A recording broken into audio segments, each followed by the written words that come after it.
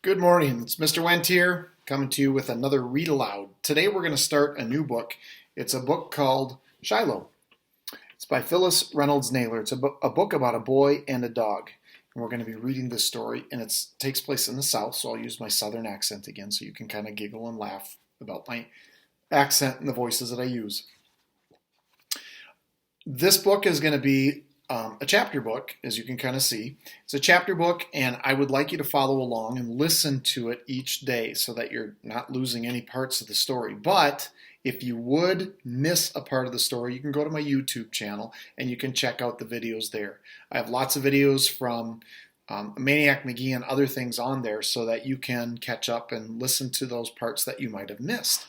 So go ahead and check out Blair A. Wendt's YouTube channel. You can check that out. I think that's it. Let's get to reading. The day Shiloh come, we're having us a big Sunday dinner.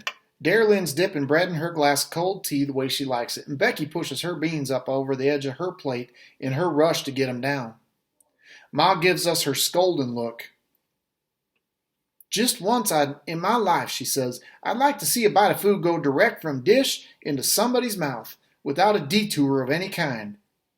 She's looking at me when she says it, though. It isn't that I don't like fried rabbit. I like it fine. I just don't want to bite down on a piece of buckshot is all. And I'm checking each piece. Buckshot is the little pellets that come out of a shotgun that you shoot at an animal.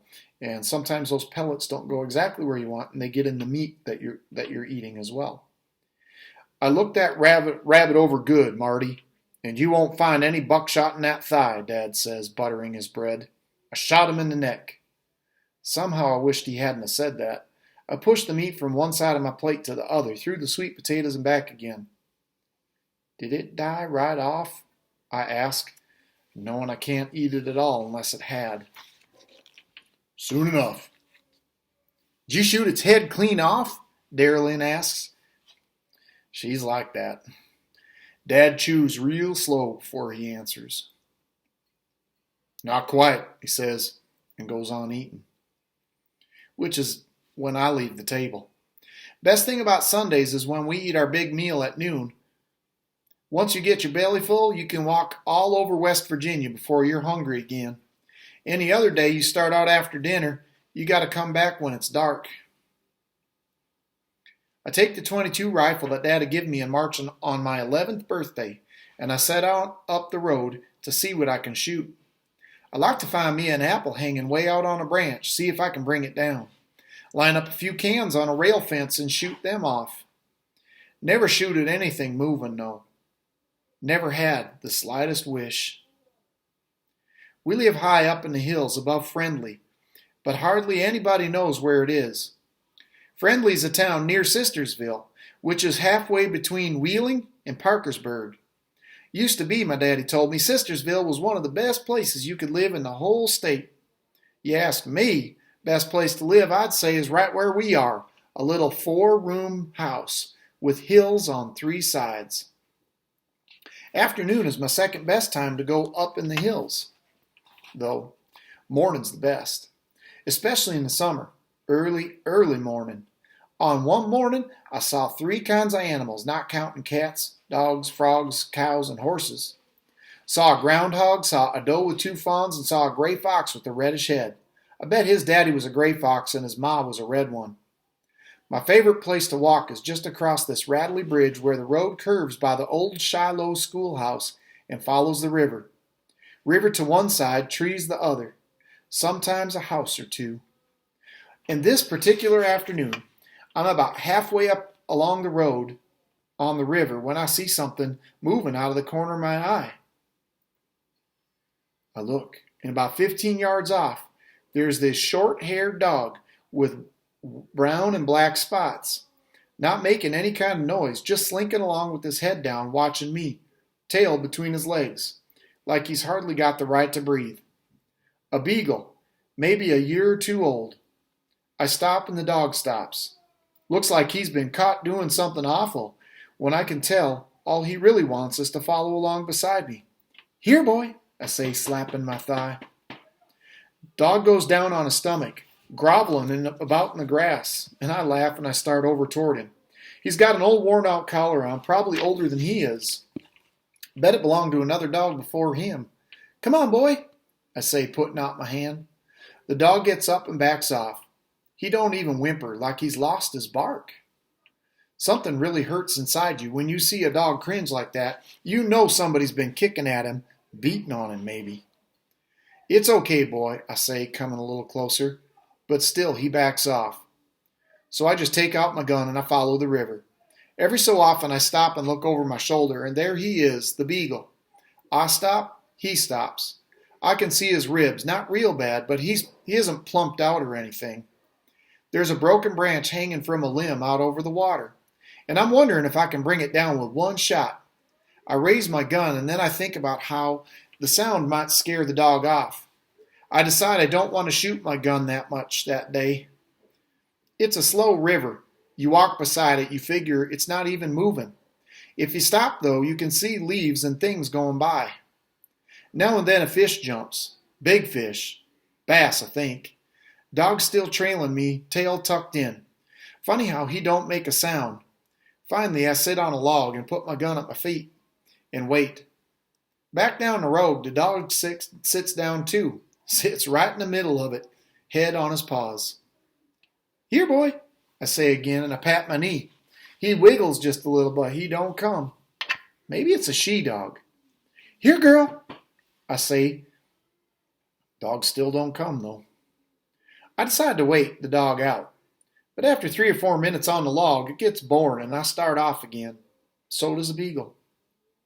Don't know where you'd end up if you followed that river all the way. Heard somebody say it curves all comes back on itself. But if it didn't, and I got home after dark, I'd get a real good whooping.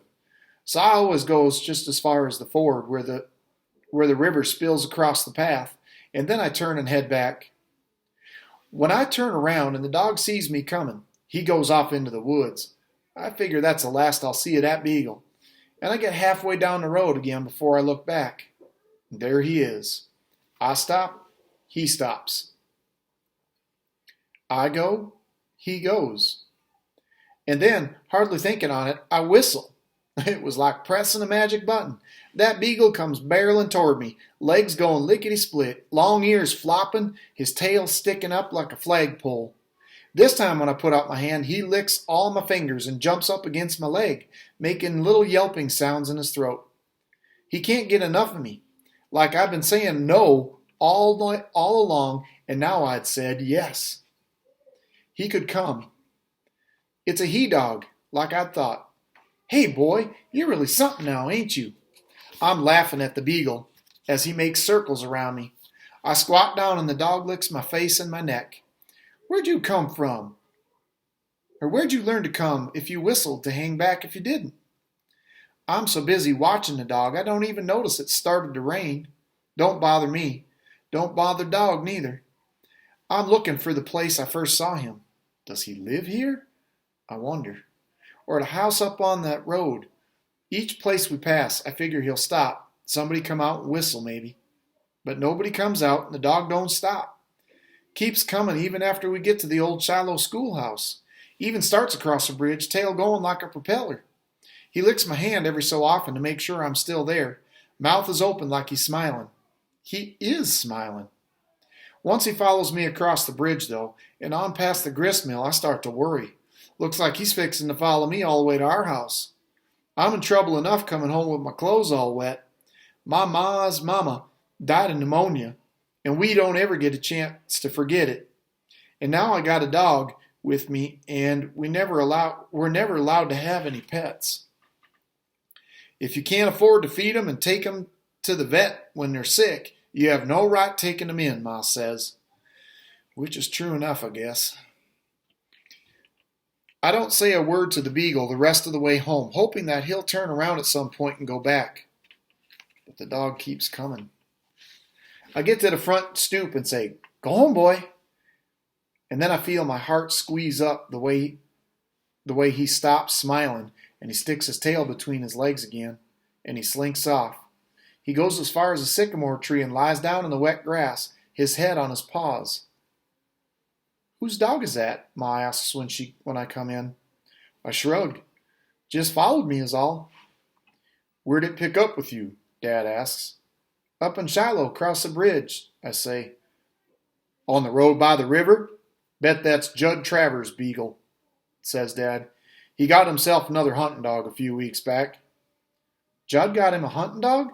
How come he don't treat him right? I asked. How do you know he don't? Way he acts. Scared to pee almost, I say. Ma gives me a look. Don't seem to me he's got any marks on him, Dad says, studying him from our window. Don't have to have a mark to hurt him, I'm thinking. Just don't pay him any attention. He'll go on away, Dad says. And get out of those wet clothes, Ma tells me. You want to follow your Grandma Slater to the grave? I change clothes, then I sit down and turn on the TV, which only has 2 channels. On Sunday afternoons, it's preaching and baseball. I watch baseball for an hour, then I get up and I sneak to the window. Ma knows what I'm all about. That Shiloh dog still out there? She asks me. I nod. He's looking at me. He sees me there at the window, and his tail starts to thump. Right then, I name him Shiloh. So, what do you think's going to happen? Dog follows the boy home. Boy seems to like the dog. The mom and dad are like, nope, can't afford keeping the dog. You can't keep him. That's the way it is. And it sounds like it's somebody else's dog. So what do you think his parents are going to do?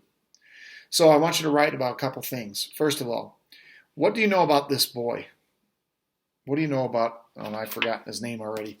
So I got to look back. So what do you learn about our main character? Marty. What do you learn about Marty in this chapter? What do you know about him and animals? What does he like animals?